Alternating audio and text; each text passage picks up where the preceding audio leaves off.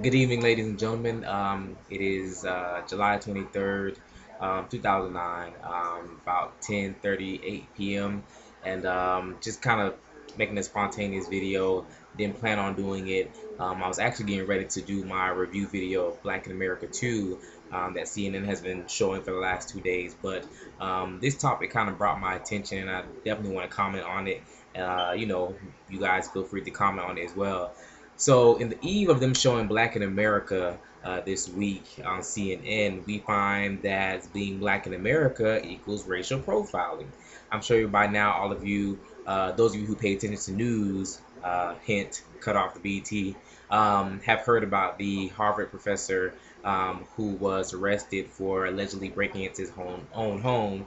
And as you know, the story goes, he lost his keys or didn't have his keys or something, and he broke into his home trying to get in, and police were called, I guess, by other neighbors. And basically, he was arrested, breaking and entering. And as you could imagine, this man is pretty upset because he was in his home, just trying to get in. Not the traditional way, but nonetheless trying to get in.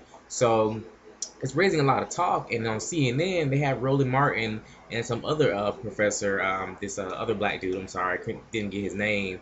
And they're kind of debating back and forth on kind of like the whole where people stand on the issue itself. So you have Roland Martin kind of defending the professor, saying that, how would you feel, as a black man, in your home, just, trying to get in, and, you have a white cop that basically arrests you for trying to do that. Now, as black people, period, have faced, different issues with law enforcement. Rodney King, O.J. Simpson in a kind of a way, and other people, they face issues with law enforcement, basically putting them into a box, characterizing them because of their skin. And so he, as expected, he was really, really defensive. Now, to me, honestly, I'd probably be in the same situation. What do you want me to expect? Okay, yeah, I understand the police is doing his job. He got called out. He's just trying to follow procedure, trying to see what's going on. But at the same time, if he's brought to light as to what the situation actually is and not what a neighbor perceives, why would he not handle that accordingly? And saying, maybe this just was a mix up, and it's time to go ahead and just head on back to the station or whatnot. Why did it have to get to that extent? Now, I will say the Harvard professor could have handled it better.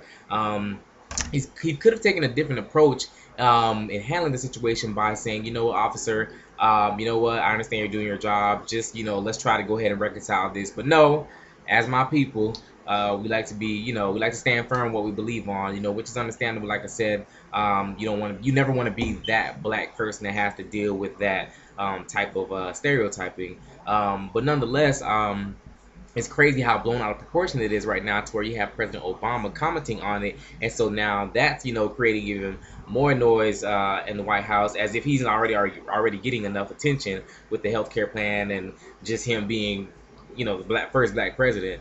So that's creating an issue, and now you have the police force that the police officer works for, feeling very offended by President Obama's comments, and you also have the officer, feeling as if people are kind of exploiting him when he's had a great record of standing firm on not doing racial profiling and things of that matter. So I don't know. I just thought it was like real crazy that Black in America is showing, and they're supposed to be showing all these accomplishments and the struggle of Black people and how it's supposed to kind of enlighten other races on what we have to do with day to day. And here you have a big situation happening in the same week. Now I don't know about y'all, but I think the rapture coming. Personally, that's just what the business is. So maybe you guys feel the same. Let me know. Feel free to comment. I just kind of had to put that out there, and I was just saying to the world, I can't believe this is really, really happening. But I'm glad that the conversation of racial profiling is occurring, because it's something that hasn't been talked about enough. It's definitely something that shouldn't have waited this long to really become, well, to me, really, it's already been an issue. It's been in the media. We're choosing to ignore it. I do feel that certain races tend to downplay racial profiling. I live here in Jacksonville, And I can tell you, I mean, for a big city with such a big amount of black people, you expect it to be a little bit more understanding as far as, you know, a black person walking down the street. But I mean, I can tell you, you know, I've gotten those spaces, I've gotten those stares, especially the neighborhood we live in. My dad, you know, has been fortunate and blessed enough to put us up in a nice neighborhood. So, you know, it really gets awkward, you know what I'm saying? Especially as the one of the few black families here in the neighborhood. But nonetheless, racial profiling still exists. Being black in America definitely still puts you, you know, under a certain cloud, under a certain, you know, stigma that you're not about anything, that you're not trying to do anything. And if you are making it, you know, you're making it by affirmative action. You're making it by, you know, a loophole or somebody handing you something, which is definitely not the case in all situations.